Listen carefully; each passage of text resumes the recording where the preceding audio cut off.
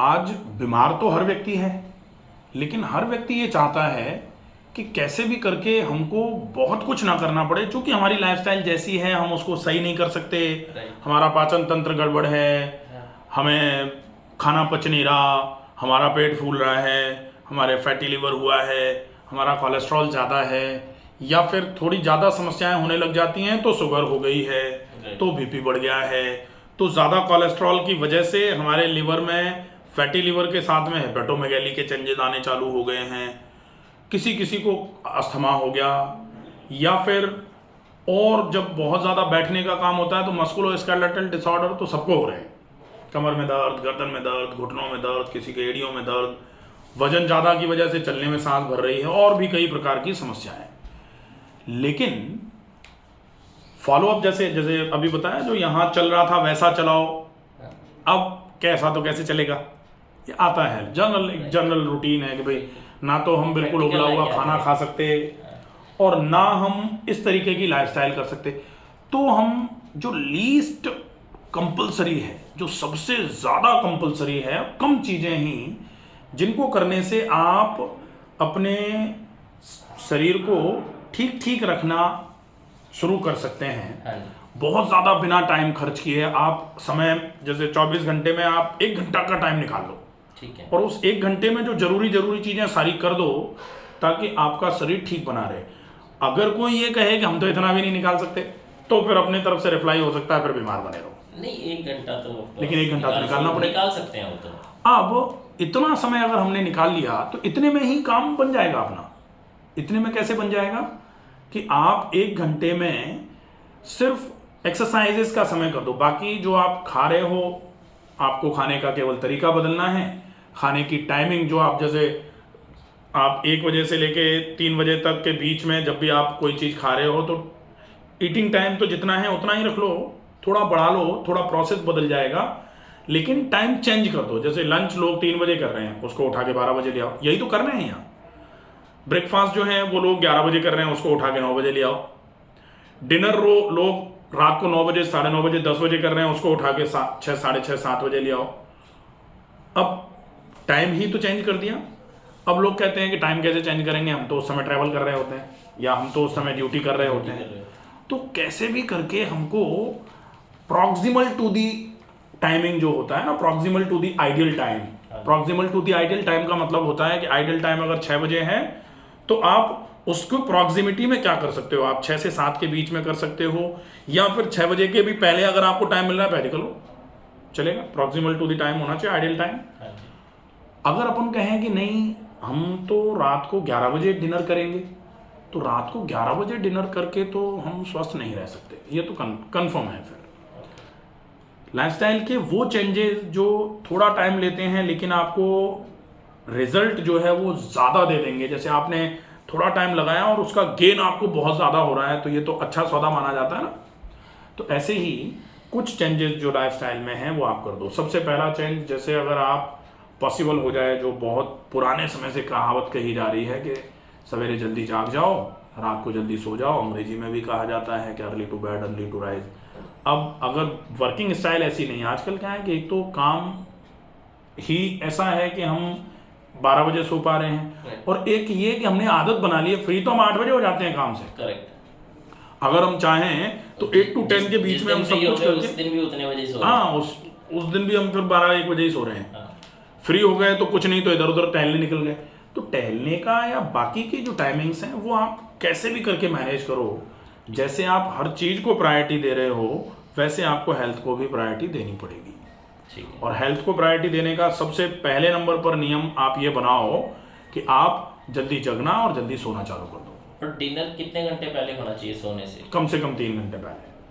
तो अगर 10 बजे जो मुझे पॉसिबल लग रहा है मेरा सोना, इससे पहले तो मेरे को नहीं, 10 बजे तो हम ही सुलाते हैं ना यार, 10 बजे ही तो घंटी बजती है। तो हम 9:30 नहीं वो तो ठीक है, क्योंकि यहाँ हम बैल बना देते हैं आपको, सवेरे से लेके शाम तक पूरे दिन आप थैला लेके टहलते हो, तो रात को 8 बजे ही लोग तो सो लेते हैं नींद आ गई, 8 बजे सोने का मन करता है। सही बात। तो अच्छा ये अच्छी बात है, नहीं तो लोग सोने के लिए तरस रहे हैं।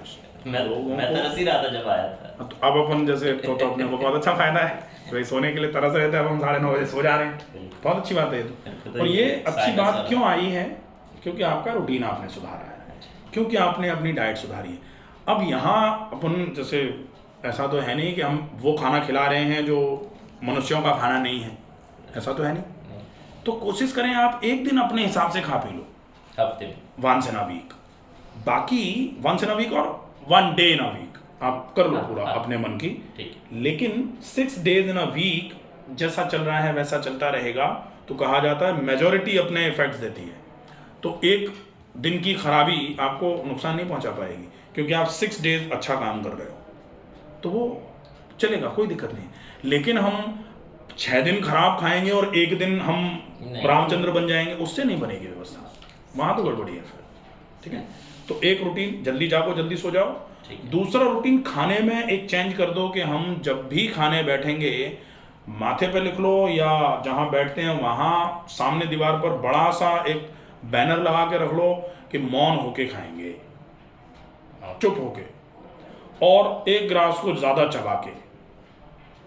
ठीक है, हम खाने के टाइम पर या खाने को हम खूब टाइम देते हैं, हम ऐसा नहीं है कि खाने को नहीं टाइम बहुत 2 मिनट में खा लेते हैं, हम टाइम तो खूब देते हैं, लेकिन उस पूरे टाइम का 95% हम सिर्फ इधर उधर टाइम देते हैं। टीवी देख ली, इनसे बात कर ली, उनको कोई ऑर्डर दे दिया, इनसे कोई रिक्वेस्ट कर ली, फोन पे 3 कॉल अटेंड कर लिए, और फिर हम कहते हैं हम तो 30 मिनट लगाते हैं खाना खाने में। तो उस 30 मिनट में से 3 मिनट में तो खाना खाया है, बाकी 27 मिनट तो पूरा इधर उधर ही हो गए। तो वो गड़बड़ है। ये कैसे भी करके मैनेज करो कि भाई हम खाना खाते समय मौन रहेंगे और बहुत चबा के खाएंगे और शाम के खाने को जल्दी खाएंगे। ये चेंजेस तो हम कर ही सकते हैं अपनी लाइफस्टाइल में। और डॉक्टर साहब जैसे यहाँ पे ना, मतलब मैं पपीता 2 टाइम खा रहा था, यहाँ मिलता है, यहाँ पे मेरे को अच्छा लगता था खा के, वहाँ हमारे गुड़गांव में तो मिलता नहीं है वो तो। हाँ, एक तो थोड़ा सा तो मैं खा ही नहीं पाता। कंटेंट क्या है उस पर भी डिपेंड करता ही है। जैसे यहाँ जो हम फल दे रहे हैं या जो हम यहाँ रोटी दे रहे हैं आपको आटे की, वो हमने अपनी चक्कियाँ लगा रखी हैं, हमारे खुद फार्म हाउस हैं तो हम वहीं उगवाते हैं उन चीज़ों का उपयोग। जैसे आपने देखा यहाँ तेल निकलता रहता है, सरसों अपनी उगाते हैं हम, तेल के लिए मशीन लगा रखी है हमने कोल्ड प्रेस वाली, तो वहाँ से तेल, सारी चीज़ें ऑलमोस्ट जो हो सकती हैं वो अपनी हैं। फ्रूट्स अपने लगे हुए हैं, लेकिन ज़्यादा ज़रूरत पड़ती है तो हम नियरेस्ट मार्केट्स जो हैं वहाँ से लेते हैं। तो कोशिश ये रहती है कि उतना खराबी ना हो। हालांकि बाहर से लेते हैं तो अपने को खराबी है कि नहीं है अपन कह तो सकते नहीं है कि नहीं हम तो बिल्कुल अपना उगा रहे हैं, ऐसा तो नहीं है। तो लेकिन उतनी खराबी तो डेफिनेटली नहीं है। बट फ्रूट्स खाने चाहिए डेली? डेफिनेटली, बिल्कुल बहुत ज़रूरी है, ज़रूर खाने चाहिए। हाँ, सैलेड खाना चाहिए, फ्रूट्स खाने चाहिए, सीजनल वेजिटेबल्स खानी चाहिए, ग्रीन लीफी और ग्रीन वेजिटेबल्स का ज़्यादा मात्रा में उपयोग हो, ये चीज़ें शरीर को ठीक रखने के लिए बहुत ज़्यादा ज़रूरी है। फिर एक चीज़ का ध्यान रखा जाए कि ये खाने पीने से रिलेटेड हो गया। अब अकेला खाना एक पहिया है, अगर गाड़ी जैसे 2 पहिए पे चलती है ना, तो अपन तो 4 पहियों पे चलाने वाली 4 पहिए की गाड़ी चलाएंगे। तो एक हो जाएगा आपका डाइट, दूसरे नंबर पर हो जाएगी एक्सरसाइज, तीसरे नंबर पर हो जाएगी आपकी लाइफस्टाइल, और चौथे नंबर पर हो जाएगा avoid what you don't have to take. जो आपको नहीं लेना है उसको अवॉइड भी कर दो।